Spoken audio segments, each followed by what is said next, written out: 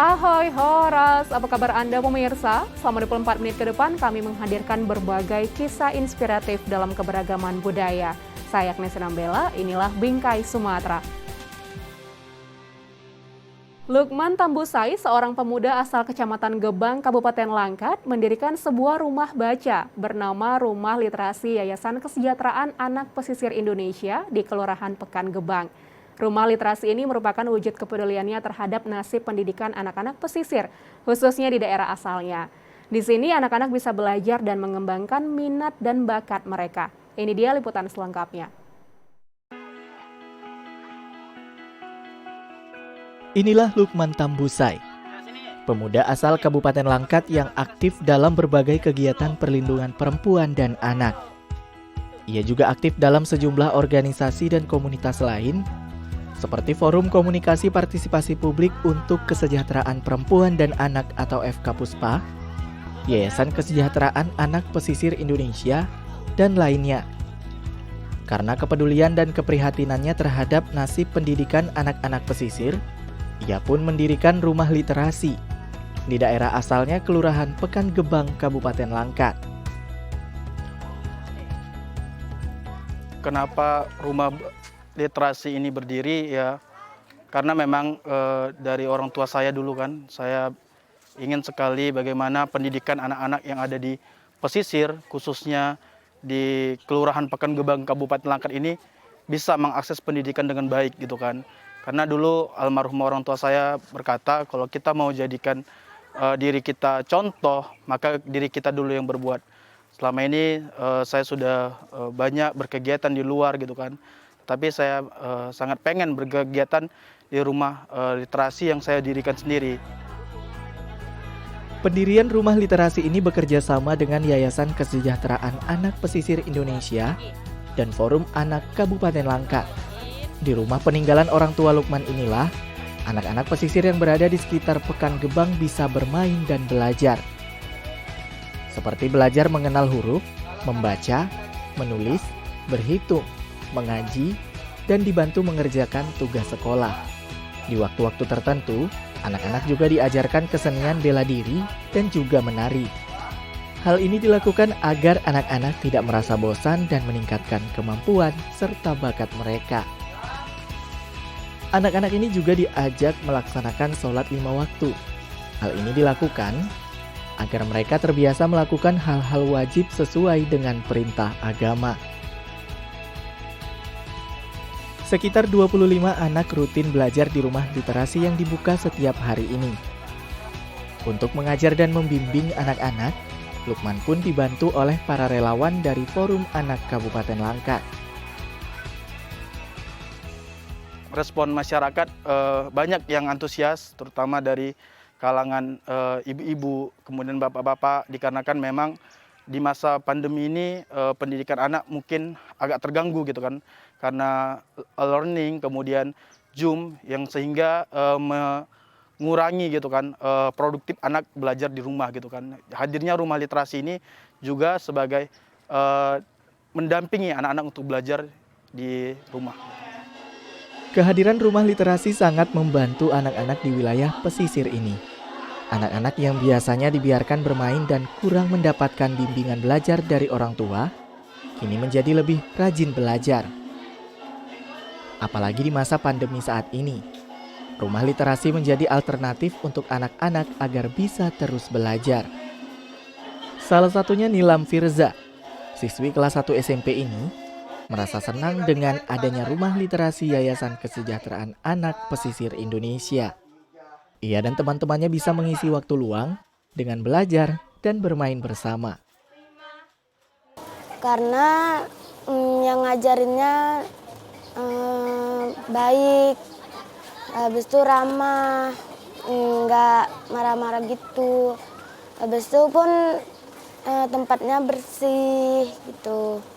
Jadinya tertarik gitu masuk sini. Kami di sini diajarin matematika, habis itu diajarin sopan santun, diajarin pelajaran yang gimana mulia gitulah. Habis itu diajari nari, diajari silat. Habis itu kami tadi sembahyang sama-sama. Pendidikan seharusnya menjadi perhatian penting bagi setiap kalangan, tak terkecuali bagi anak-anak pesisir. Semoga apa yang dilakukan Lukman dapat mengantarkan anak-anak pesisir mengenyam pendidikan dan memperoleh hidup yang lebih baik.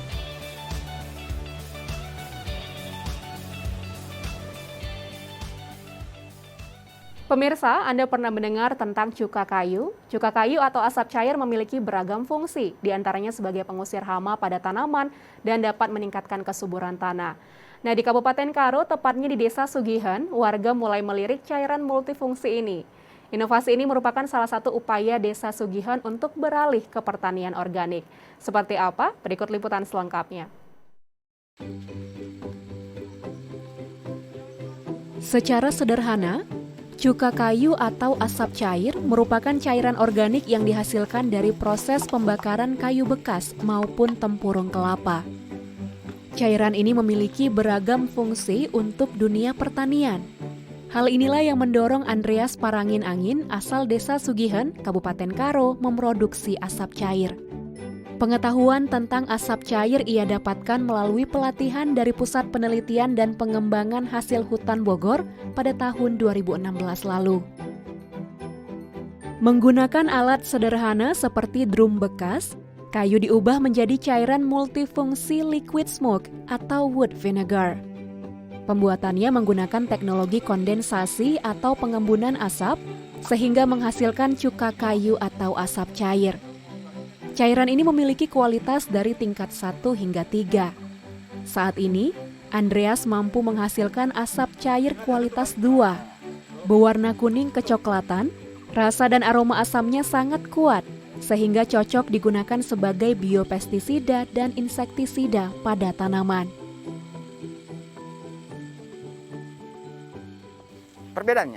Perbedaannya gini, pertama kalau sebelum ada asap cair, kita banyak mengeluarkan duit, terus kimia lagi. Jadi kita membantu pemerintah juga ini melaksanakan organik. Kita gunakan ini kan organik sebenarnya ini, enggak ada racunnya. Contohnya kayak cabai kan, biasanya kalau orang nanam cabai, nanam tomat, panas begini kan, terus hujan, itu harus pompa dia, kalau enggak busuk. Ini aja dipompakan aman. Contohnya kan bisa saja kita bikin bibit-bibit apa gitu, itu cocok untuk disemprotkan dia supaya dia nggak jamuran lagi, lantaran itu memang anti jamur dia. Terus perangsang lagi. Jadi selama ini kan banyak itu obat-obatan. Kalau saya itu di ladang udah jarang itu beli, pokoknya nggak beli lagi, hanya itu saja asap cair. Iya, selama proses pembakaran dihasilkan berbagai macam senyawa yang memiliki fungsi sebagai antimikroba, antibakteri, dan antioksidan. Asap cair dapat meningkatkan pertumbuhan dan kesehatan tanaman, serta menambah produktivitas dan keawetan hasil panen. Untuk meningkatkan kesuburan tanah, cuka kayu kualitas 2 dicampur ke dalam air dengan kadar 2%. Lantaran sini banyak kayu-kayu sisa-sisa. Terus kan bukan cuma asapnya kita dapat, ada lagi arangnya. Arangnya itu arang itu kan kalau kita taburkan itu ke apa, itu menetralkan pH tanah istilahnya. Jadi kalau kita taruh arang ini, tanaman pun udah bagus, lantaran selama ini kan dengan pupuk kimia. Jadi bisa asam dia. Tapi kalau taruh dia arang tadi, dicampur dia arangnya gini, itu menetralkan pH-nya. Jadi akar kembali makan lagi gitu. Kalau bisa istilahnya kan setiap desa gunakan ini. Kita apakan supaya kita gerakkan organik lah, jangan kimia. Jadinya kan apa-apa kimia. Rugi lagi, kesehatan kita pun nggak terjamin. Asap cair menjadi salah satu solusi yang bisa dilakukan oleh petani Desa Sugihan agar beralih ke pertanian yang lebih ramah lingkungan. Apalagi sebagian besar wilayah desa merupakan sektor pertanian dengan komoditi padi, jagung, dan buah-buahan. Kalau cuka kayu itu sangat berfungsi untuk masyarakat. Soalnya kan kita di sini untuk banyak nanam padi. Secara umumnya tanaman di kampung kita ini penghasilan utamanya padi. Tentunya asap cair ini kita bisa nanti kita semprotkan untuk menanggulangi hama-hama yang ada di cocok tanam terlebih cocok tanam padi di kampung kita ini. Memiliki fungsi sebagai antibakteri, beberapa daerah juga menggunakan asap cair atau cuka kayu sebagai disinfektan alami. Selain itu, asap cair juga dapat digunakan untuk mengobati luka dan gatal-gatal pada kulit. Menarik ya pemirsa? Dari pembakaran kayu bekas, dihasilkan cairan serbaguna yang bermanfaat untuk kehidupan warga sehari-hari.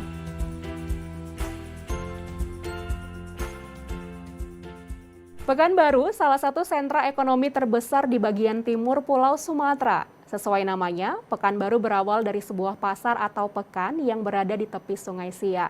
Di balik kemegahan dengan pertumbuhan industrinya yang pesat, masyarakat mampu mempertahankan kearifan budayanya yang luhur. Seperti apa pemirsa? Kami punya liputannya untuk Anda.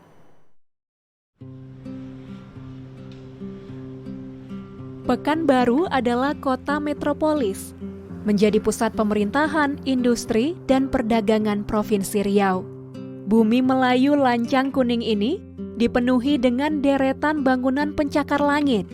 Bangunan-bangunan megah berarsitektur modern tanpa mengesampingkan unsur kebudayaan Melayu yang luhur. Hal ini menjadi cerminan masyarakat Melayu Riau. Masyarakatnya tumbuh dan melaju tanpa meninggalkan nilai-nilai kebudayaan. Potret ini pula yang menjadi daya tarik dalam sektor pariwisata di Kota Pekanbaru. Perkembangan Kota Pekanbaru sangatlah erat dengan Kerajaan Siak Sri Indrapura. Ini adalah masjid tertua di Pekanbaru, yaitu Masjid Raya yang dibangun pada abad ke-18. Masjid ini menjadi saksi kedaulatan Kerajaan Siak Sri Indrapura di Pekanbaru. Tepat di sebelah masjid terdapat sebuah situs cagar budaya, yaitu Komplek Makam Pendiri Kota Pekanbaru. Ialah Sultan Abdul Jalil Alamuddin Syah, yang merupakan Sultan keempat Kerajaan Siak, yang menjadikan Pekanbaru sebagai pusat Kerajaan Siak pada tahun 1762. Menjadi pusat kerajaan, tentu daerah barunya ini membutuhkan sentra perekonomian. Maka Sultan berinisiatif mendirikan pekan atau pasar, namun tidak berkembang. Kemudian usaha yang dirintisnya tersebut dilanjutkan oleh putranya, yaitu Sultan Muhammad Ali Abdul Jalil Muazzam Syah. Sesuai dengan perkembangannya saat ini, Pekanbaru tumbuh dalam sejarah perdagangan yang berlangsung di tepi Sungai Siak, yang sekarang berada di Kecamatan Senapelan. Jadi basis kehidupan sejarah masyarakat Riau itu berbasiskan sungai. Nah, kerajaan yang terbesar ratusan tahun yang lalu itu salah satunya adalah Kerajaan Siak yang terletak di pinggir Sungai Siak. Jadi pada suatu masa, tepatnya ketika pemerintahan Sultan ketiga dan keempat di Kerajaan Siak itu dia mengembangkan wilayah ini sebagai kota baru di Kerajaan Siak Sri Indrapura. Maka seringlah raja berkunjung ke tempat yang sekarang kita namakan dengan Pekanbaru ini. Akan tetapi pada zaman dulu itu jalan raya belum ada, kereta nggak ada segala macam. Jadi perhubungan itu melalui sungai. Nah, jadi cara pandang orang dulu itu berorientasi ke sungai. Rumah yang menjadi tempat persinggahan Sultan Siak saat berkunjung ke Pekanbaru ini merupakan milik Tuan Kadi Kerajaan Siak bernama Haji Zakaria. Rumah panggung ini berada sekitar 20 meter dari tepi Sungai Siak. Dan dahulunya menghadap ke Sungai Siak yang merupakan jalur transportasi utama. Di rumah yang diperkirakan dibangun pada tahun 1895 inilah, Sang Sultan melepas lelah untuk melanjutkan perjalanannya. Masih berada di kawasan tepi Sungai Siak, terdapat warisan budaya Melayu Riau lainnya, yaitu kain tenun songket.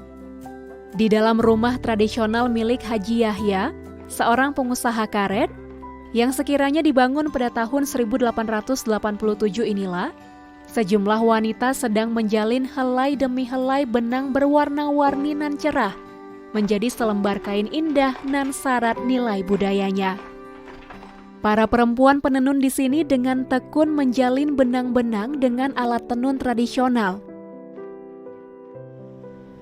Pekanbaru tumbuh sebagai ibu kota Provinsi Riau yang metropolitan, namun tetap menjunjung nilai-nilai adat dan budaya dalam kehidupan sosialnya.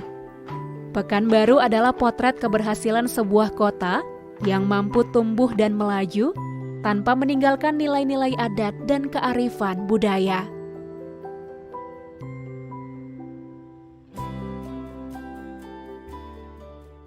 Semasa PPKM, berbagai kalangan hadir untuk membantu masyarakat yang terdampak. Aksata Pangan, food bank di Kota Medan yang awalnya bergerak dari food truck sedekah, turut menunjukkan kepedulian mereka. Melalui program Pelan-Pelan Kita Membantu, Aksata Pangan memberikan bantuan bahan makanan pokok untuk 1 bulan kepada keluarga-keluarga yang membutuhkan.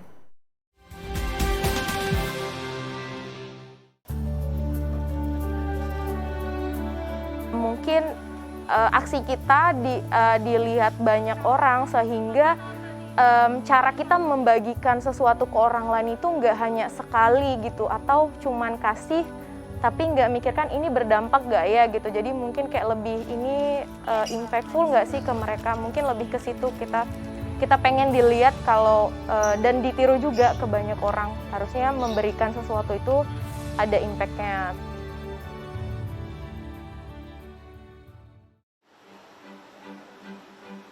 Belanja kebutuhan makanan seperti sayur dan buah adalah hal pertama yang relawan Aksata Pangan lakukan dalam mewujudkan aksi Pelan-Pelan Kita Membantu.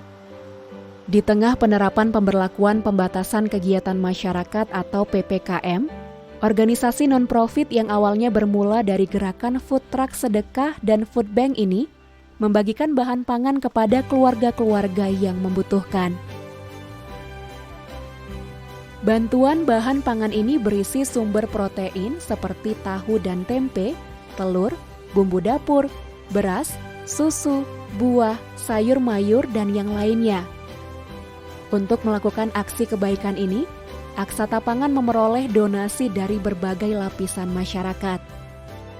Selain dalam bentuk uang, ada juga yang menyumbangkan langsung dalam wujud bahan pangan seperti sayur hidroponik. Sebenarnya kita punya kegiatan rutin namanya kunjungan ke masyarakat prasejahtera. Namun karena PPKM, kegiatan sosial dibatasin kan oleh pemerintah. Jadi kita mencari gimana sih kegiatan kita tetap berlangsung, kita bisa membantu tapi nggak bikin kerumunan seperti biasa kan. Dan kita juga bisa tepat sasaran. Jadi kita ngebuat program namanya PPKM Pelan-Pelan Membantu seperti kepanjangannya pelan-pelan. Jadi emang kita benar-benar pelan-pelan banget nih ngebagiin ke penerima manfaat kita. 1 bulan pembagian kita bagiin setiap minggunya. Jadi setiap datang kita memenuhi seminggu kebutuhan mereka gitu. Bulan Juli lalu, PBB menyatakan kelaparan global meningkat secara dramatis sejak tahun 2020. Sebagian besar diakibatkan dampak pandemi COVID-19 terhadap akses dan harga makanan. 2,37 miliar orang tidak punya akses ke makanan yang cukup. Oxfam, lembaga nirlaba yang fokus menyoroti kemiskinan dunia, mengatakan potensi kematian akibat kelaparan bisa merenggut lebih banyak nyawa dari infeksi virus corona sendiri. Untuk itulah, relawan Aksata Pangan berharap bantuan ini dapat menjaga ketahanan pangan setiap keluarga dan membebaskan mereka dari kondisi kelaparan. Melalui paket bahan makanan ini, Aksata Pangan berusaha untuk memenuhi kebutuhan gizi dan nutrisi sehari-hari setiap rumah tangga yang dibantu. Kementerian Kesehatan tuh punya namanya isi piringku, di mana isi piringku itu kalau dulu namanya 4 sehat 5 sempurna. Nah di isi piringku itu sudah lengkap bahannya, jadi udah ada juga takaran 1 kali makan berapa. Jadi yang harus dipenuhin itu apa, mulai dari sarapan, makan siang, sampai makan malam. Nah, acuan itulah yang kita pakai akhirnya untuk ngebeli bahan makanan. Dalam gelombang pertama ini, target penerima bantuan sebanyak 50 keluarga Satu di antaranya adalah keluarga Rini Andriani. Perempuan kelahiran 5 Oktober 1985 ini sehari-hari bekerja sebagai pekerja rumah tangga atau PRT. Sejak sang suami meninggal dunia pada tahun 2017, Rini menjadi orang tua tunggal bagi keempat anaknya. Dampaknya cukup banyak ya, terutama anak sekolah sih menurut saya. Ya ini cukup membantu ya Mbak, sangat membantu untuk kami. Terutama ya untuk anak-anak, karena kan banyak asupan sayuran atau makanan yang layaklah untuk anak-anak ya dikonsumsi. Itu sangat membantu lah untuk kami. Agar bantuan yang diberikan tepat sasaran, Aksata Pangan melakukan riset data dan survei untuk menentukan penerima manfaat. Dalam hal ini, mereka juga berkolaborasi dengan Bagi Rata, platform subsidi silang antar warga yang membantu kondisi finansial para pekerja yang terkena dampak pandemi COVID-19. Ada 2 kelompok penerima manfaat dari program Pelan-Pelan Kita Membantu Aksata Pangan ini. Pertama, kelompok aspiring middle class atau kelompok menuju kelas menengah yang rentan menuju miskin. Lalu yang kedua adalah kelompok low income family atau keluarga dari kalangan prasejahtera. Pokoknya intinya kolaborasi sih yang penting, karena nggak bisa kerja sendiri, antara mungkin kayak kita masih volunteer, terus mungkin pemerintahan juga mungkin bisa ikut bekerja sama, mungkin concern ke kita, karena kita juga secara nggak sadar melakukan program pemerintah isi piringku gitu. Tapi kalau dengan adanya kerjasama ke depannya, dengan kita memenuhi kebutuhan bahan makanan, terus ada evaluasi dari pemerintah tentang program isi piringku, ataupun bahkan mereka bisa menilai gizi dari si penerima manfaat itu jadi mungkin lebih dampaknya lebih terlihat. Agar punya dampak signifikan, perlu adanya konsistensi dalam memberikan bantuan. Inilah yang Aksata Pangan lakukan, membantu secara berkesinambungan. Mereka hadir memberi bantuan pangan. Sementara komunitas maupun kelompok lain juga hadir membantu masyarakat melalui sektor-sektor lainnya. Di tengah ketidakpastian pandemi dan penerapan PPKM yang serba sulit ini, mari bergandengan tangan. Pelan-pelan kita membantu sesama yang membutuhkan.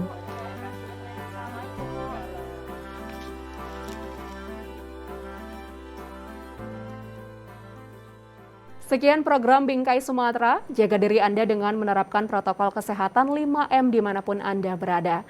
Memakai masker, mencuci tangan pakai sabun dan air mengalir, menjaga jarak, menjauhi kerumunan, serta membatasi mobilitas. Tetap semangat menyebarkan kebaikan. Saya Agnes Sinambela pamit. Sampai jumpa.